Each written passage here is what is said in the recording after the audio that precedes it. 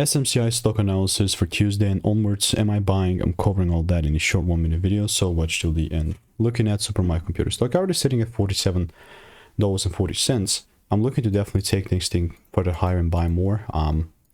Pulling back, man, this was sitting at already like 33 bucks level. Wanted to see a double break. Actually saw it, delivered. Then I got 2 L's and then I got 1 win. This is kind of a break even.